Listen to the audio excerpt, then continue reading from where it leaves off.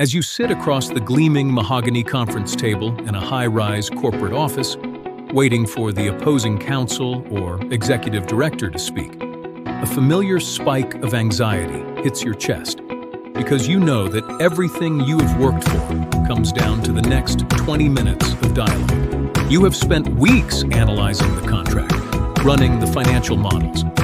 Yet a lingering fear remains that your non-native vocabulary will betray you under pressure. When the opposing negotiator looks you dead in the eye and delivers a lowball counteroffer, your mind races for the right English words. You think about saying, "Your offer is completely unacceptable and far too low for my market value." But you realize that phrasing sounds aggressive, so you consider the opposite extreme.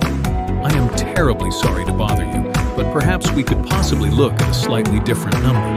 That alternative feels even worse because it strips away your professional authority, instantly signaling to the room that you possess zero negotiating leverage.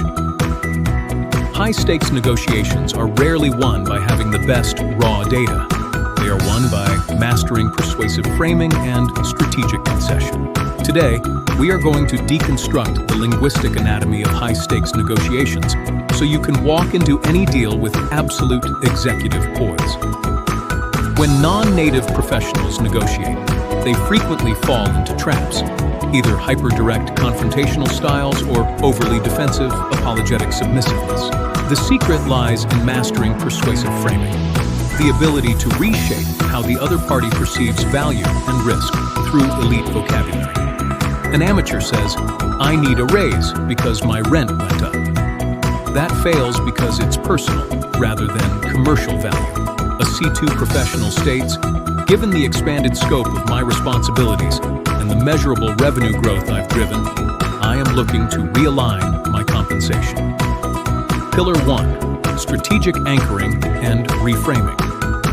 The first party to establish the conceptual framework usually dictates the final outcome of the deal. Instead of saying, "I disagree," say, "If we examine this through the lens of long-term partnership value rather than short-term transactional cost." Pillar 2. The lexicon of concession. Elite professionals use conditional vocabulary that binds every single give to a corresponding take. Listen to this structure. We would be open to exploring flexibility on the delivery timeline, provided we can secure a commitment on the retainer scope. When you must say no, use consultative pushback. If we commit to those terms, we compromise our ability to deliver the quality you expect. Pillar 3. Conditional closing. Use forward-leaning phrasing. Should we choose to align on those dates, I can have our team circulate the finalized agreement. Mastering this vocabulary is the bridge separating average professionals from high-earning leaders. Draft your key points for your next negotiation this week.